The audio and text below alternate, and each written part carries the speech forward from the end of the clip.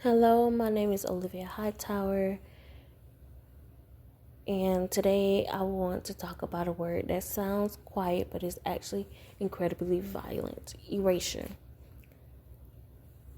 Reading the chapter from Batia's Love, Punished for Dreaming, and it has shifted how I look at our education system. Because as we often talk about conflicts in education, Batia argues that what is actually happening is a deliberate attempt to make certain people, histories, and struggles just disappear. She tells this story about how the Biden administration, the people who claim to be allies, they included a link to a guide from the Abolition Teaching Network in the handbook, but the second things got politically heated, they did not just disagree, they called it an error. And Batia's Love's reaction to the word error is haunting. She says, intentionally erasing means that people or institutions who harmed you never have to apologize for their wrongdoings. Batia, 2023, page 124. Think about that.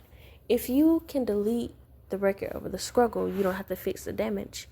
You don't have to apologize for what you never officially did. This isn't just about the government handbooks. It's about what is happening in the classroom. It's about the curriculum. Love writes, curriculum is the story, and stories tell our children about what we want to believe and who we ultimately want them to be. Batia Love, 2023, page 132.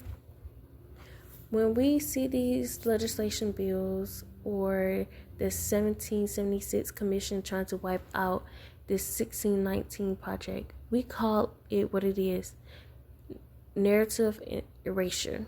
If we take the brutality of the enslavement or the resistance to the oppression out of the textbook, we're telling Black and brown students that their ancestors' fault didn't mean anything, and by extension that they don't matter to the future of the country.